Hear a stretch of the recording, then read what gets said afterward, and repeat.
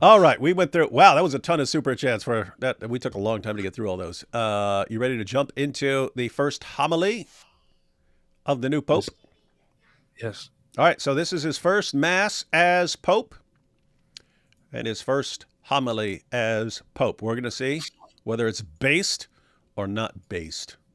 It is totally based.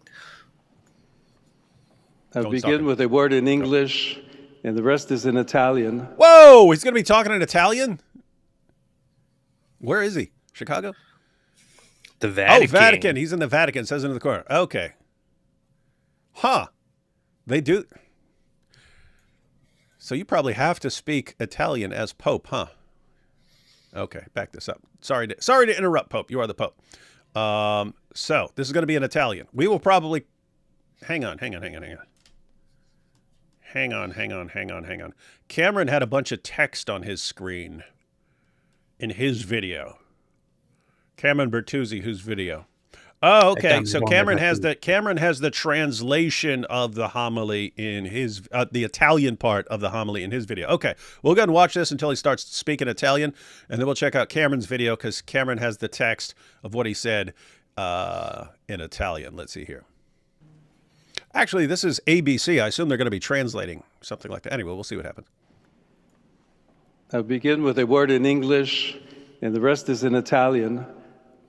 But I want to repeat the words from the responsorial psalm. I will sing a new song to the Lord because he has done marvels. And indeed, not just with me, but with all of us, my brother cardinals, as we celebrate this morning, I invite you to recognize the marvels that the Lord has done, the blessings that the Lord continues to pour out upon all of us. So far, so good. But I'm not swayed in either direction. Yep. I would not say we should trust this man based on these opening words. Let's end this video now. You called him based. See. Okay. Let's see. Through the ministry of Peter, you have called me to carry that cross and to be blessed with that mission. And I know I can rely on each and every one of you to walk with me as we continue as a church, as a community of friends of Jesus, as believers, to announce the good news, to announce the gospel. He sounds like he has a subtle accent. I thought he's from Chicago. I know he spent time in South America. Listen to this. Let me back up a little. I think he says good news. Huh? A lot of time in Peru and in South America. I don't know. It can really influence how the way you speak. You know? But I know he grew up in Chicago, so he spent enough time there where it actually gave him an accent. Listen to how he says stuff. Listen. Ready? Church, as a community of friends of Jesus, as believers, to announce the good news, to announce. Believers to announce the good news. Yeah. That does not sound like a Chicago accent. Interesting. Yeah, so apparently he spent enough time in other countries like Peru to have it affect his accent. Interesting. The gospel. Tu sei il Cristo, il figlio del Dio vivente. Con queste parole, Pietro, interrogato dal maestro, you are the Christ. That's English speakers got a minute? We got 1 minute. English speakers got 1 minute. Hang on, let's see. Son of the living God. In these words, Peter asked by the Master, together with the other disciples, about his faith in him, expressed the patrimony that the Church, through the apostolic succession. Okay, we can either watch the Pope and listen to the translation or just let Cameron Bertuzzi read the homily in English. So I'm going to switch to Cameron. Yeah, the translation is the most annoying translation I've heard in my entire life. So. Yeah, we'll let Cameron read it. Just keep in mind, Cameron is a Roman Catholic and therefore he is biased. And so Cameron is also someone who's under investigation whether he should be allowed to join us in our Protestant Eastern Orthodox Brotherhood Club. Let's see. Pope Leo XIV's first homily as Pope was absolutely beautiful. This video is going to be very simple. We're just going to walk through his homily. I'm not going to provide it. Oh, and it's like, I just heard a Muslim say, the Quran is really great. It's so awesome.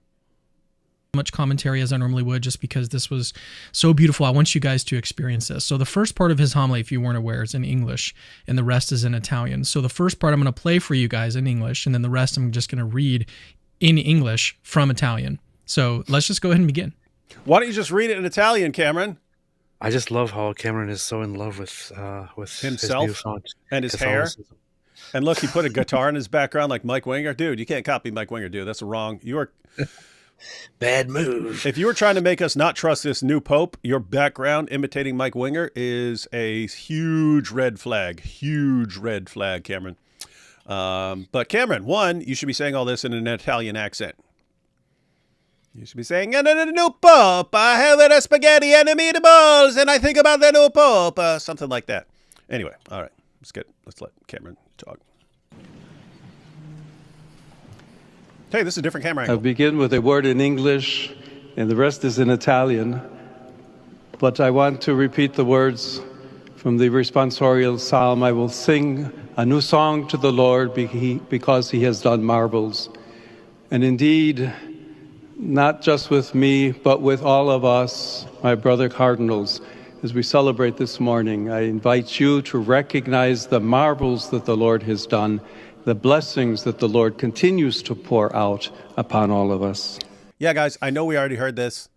We can hear this again. He only spoke it to us in English for 1 minute. So that's apparently how important English is. We already heard this, man. Yeah. Okay. Through the ministry of Peter, you have called me to carry that cross and to be blessed with that mission. And I know I can rely on each and every one of you to walk with me as we continue as a church, as a community of friends of Jesus, as believers, to announce the good news, to announce the gospel.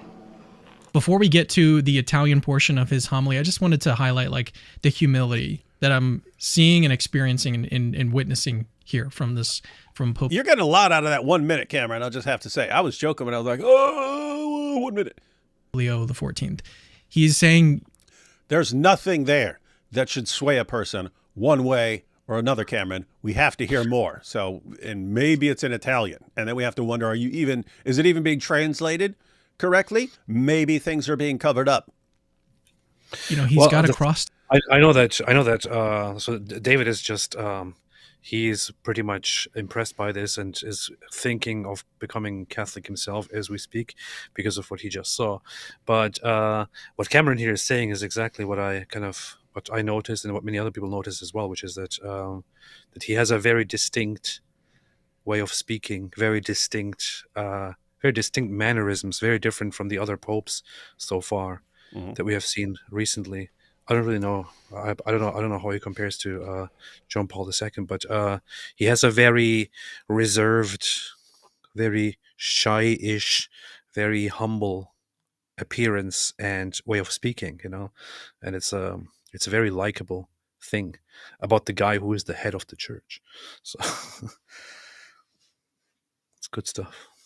The papacy, being pope is not an easy thing. It is a cross, and he's openly acknowledging that, and it's beautiful. But let's go ahead and jump into the Italian portion of his homily. You are the Christ, the Son of the...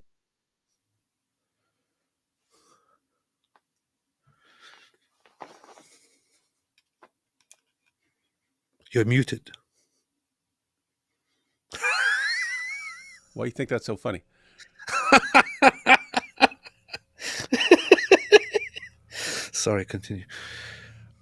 As I was saying to myself, apparently, Italians, I'm talking like Italians, like people who are there and they speak Italian and don't speak English. So in other words, not like Cameron, like actual Italians from Italy who don't even speak English. They don't have much of a sense of humor, man. I think I told you this before, AP. So I was at my friend Paul's house. So this is Paul. Some of you guys remember Paul. Some of you guys remember Paul. He's the guy who got locked up with me and Nabil in Dearborn. He was with us. So he went to jail with us. So that's how tight we are. Anyway, after Dearborn, he went to graduate school in the UK, right? In the UK. So he went to get his master's degree in philosophy in the UK.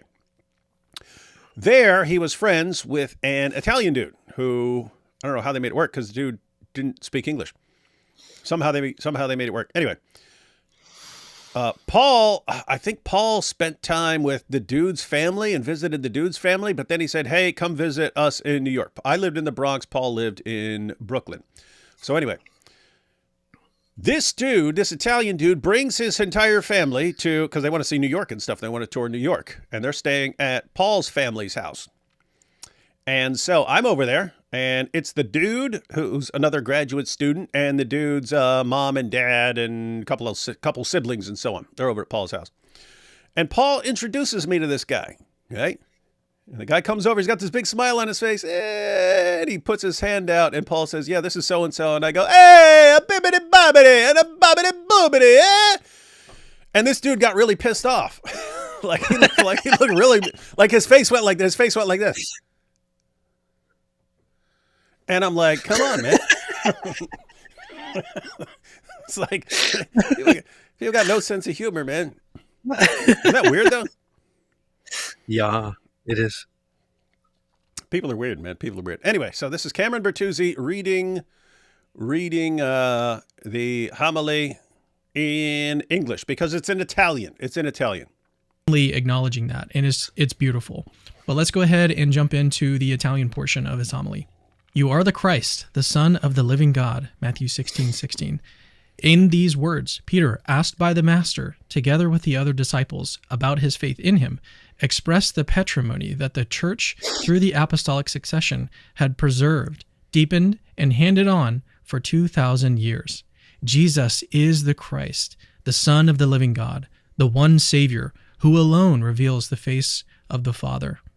In him, God, in order to make himself close and accessible to men and women, revealed himself to us in the trusting eyes of a child, in the lively mind of a young person, and in the mature features of a man, finally appearing to his disciples after the resurrection with his glorious body. He thus showed us a model of human holiness that we can all imitate, together with the promise of an eternal destiny that transcends all our limits and abilities. If anyone is tuning in late and doesn't know what we're doing right now, the Pope Leo XIV, also known as Pope Leo XIV, gave his first homily as Pope. The first minute was in English, then he switched to Italian, and Cameron is reading in English what was said in Italian. Everyone got that? All right, back to Cameron. Peter, in his response, understands both of these things, the gift of God and the path to follow in order to allow himself to be changed by that gift. They are two inseparable aspects of salvation entrusted to the Church to be proclaimed for the good of the human race. Indeed, they are entrusted to us, who were chosen by him before we were formed in our mother's wombs. See Jeremiah 1:5. Reborn in the waters of baptism and surpassing our limitations and with no merit of our own, brought here and sent forth from here, so that the gospel might be proclaimed to every creature. See Mark 16:15. In a particular way, God has called me by your election to succeed the Prince of the Apostles. Hang on, how does that work with the election? Do you know, AP? What? Like the election, who votes on that? It's obviously is it just cardinals or cardinals and bishops or? Cardinals, who also are bishops. No, but I mean, is it bishops in general or just the cardinals? Cardinals. Just the cardinals? Do we know? Yeah. AP doesn't sound certain, and I have no clue. I know there's some sort of... And then, at some point, they apparently use some sort of smoke grenade or something like this, and then they don't know what the color is, and then it decides who's the Pope. No, what they do is, so they come together. What they do is joking about that. I know that's not the case before. No, that's not how it works, David. I know. Go ahead. So when the conclave starts, what they do is all the cardinals. I think the cardinals have to be under a certain age. They have to be under the age of 80 or something like that. But all the cardinals can join the voting process. They go in there, they shut the doors completely when it starts, to shut themselves completely off from the outside world, and have from then on, as soon as the door closes, they have no further communication with the outside world at all, in order to prevent any kind of influence in the process. Then they start with the Mass and with prayer, and so massive prayer routine, and sleeping and napping and discussing and voting, praying, discussing, voting, praying, discussing, voting, and so on. After every vote, they come together and see if there is a 2/3 majority that has voted for a certain person, then a pope is elected. If there is no 2/3 majority, then they say we don't have a pope and do a black smoke. So there has to be a 2/3 majority, I believe, with votes by cardinals. I think that's how it goes. Correct me, somebody, if I'm wrong. So there you have it. Democracy in action. We just decide who the new pope is. Powerful. Beast. And has entrusted this treasure to me so that with his help I may be its faithful administrator, for the sake of the entire mystical body of the Church. He has done so in order that she may be ever more fully a city set on a hill, an ark of salvation sailing through the waters of history, and a beacon that illuminates the dark nights of this world. And this, not so much through the magnificence of her structures or the grandeur of her buildings, like the monuments among which we find ourselves, but rather through the holiness of her members. For we are the people whom God has chosen as his own, so that we may declare the wonderful deeds of him who called us out of darkness into his marvelous light. Peter, however, makes his profession of faith in reply to a specific question. Who do people say that the Son of Man is? In Matthew 16:13. The question is not insignificant. It concerns an essential aspect of our ministry, namely the world in which we live, with its limitations and its potential, its questions and its convictions. Who do people say that the Son of Man is? If we reflect on the scene we are considering, we might find two possible answers, which characterize two different attitudes. I love the clarifications he's giving here. First, why is Cameron reading like this? Who do people say that the Son of Man is? If we reflect on this, just read it, man. We don't need the drama. He's passionate about it, man. He loves it. He's loving it. I guess he's loving it. I guess the passion can't be helped because he's Italian. Yes.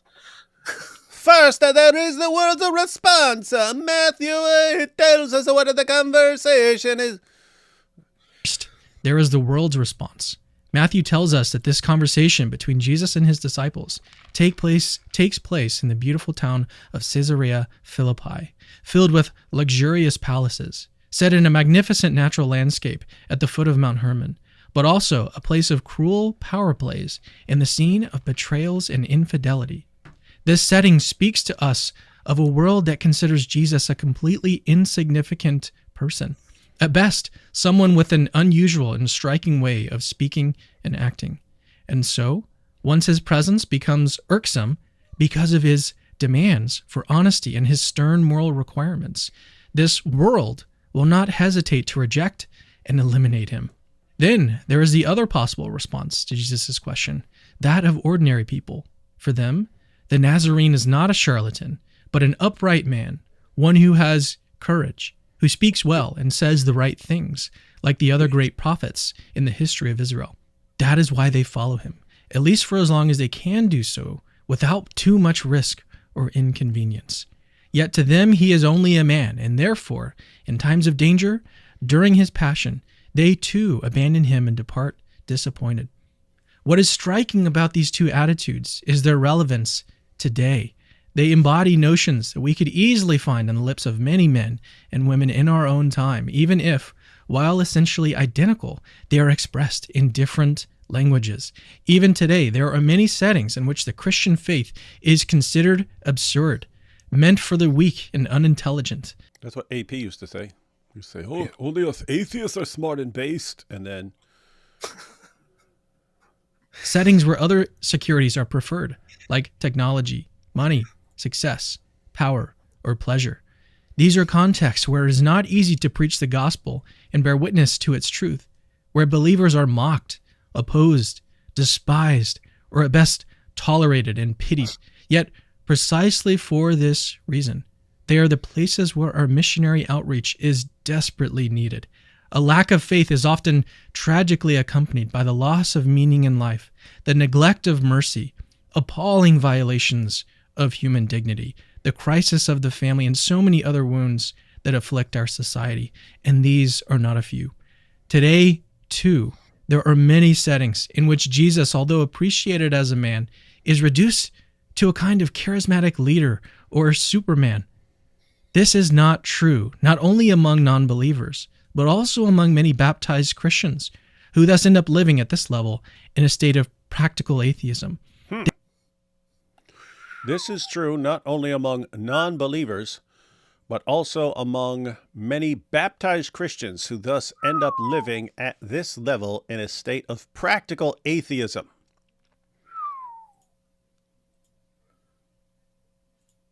This is the world that has been entrusted to us, a world in which, as Pope Francis taught us so many times, we are called to bear witness. He's quoting Pope Francis.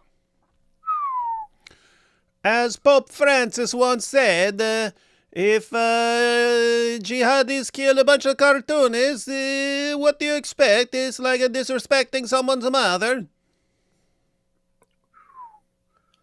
Let's see. This is the world that has been entrusted to us, a world in which, as Pope Francis taught us so many times, we are called to bear witness to our joyful faith in Jesus the Savior. To our joyful faith in Jesus the Savior. Therefore, it is essential that we, too, repeat with Peter, "You are Christ, the Son of the living God." It is essential to do this, first of all, in our personal relationship with the Lord, in our commitment to a daily journey of conversion. Then, to do so as a church, experiencing together our fidelity to the Lord and bringing the good news to all. I say this first of all to myself, as the successor of Peter, as I begin my mission of Bishop of Rome, and according to the well-known expression of St. Ignatius of Antioch, who he thinks is a real person, am called to preside in charity over the universe. Was it a dig at who? At those who doubt him? James, it was James White. Apparently, I didn't see the whole thing, but it sounded like James White at some point said, "We don't even know if Ignatius is a real person." I'm like, wait, what? It's just funny that Cameron just randomly tosses that in there while reading the Pope's first homily. That was nicely done. Very rude, Cameron. Very rude. You had a chance to be very ecumenical, and yet you cast aside all the Ignatius mythicists. This is actually the funniest thing I've heard from Cameron so far. Very, very mean, very rude. Bishop of Rome, and according to the well-known expression of St. Ignatius of Antioch, who he thinks is a real person, am called to preside in charity over the universal church. St. Ignatius, who is led in chains to this city, the place of his impending sacrifice, wrote to the Christians there, "Then I will truly be a disciple of Jesus Christ when the world no longer sees my body." Ignatius was speaking about being devoured by wild beasts in the arena, and so it happened, but his words apply more generally to an indispensable commitment for all those in the church who exercise a ministry of authority. It is to move aside so that Christ may remain, to make oneself small so that he may be known and glorified, to spend oneself to the utmost so that all may have the opportunity to know and love him. May God grant me this grace today and always through the loving intercession of Mary, Mother of the Church. Powerful.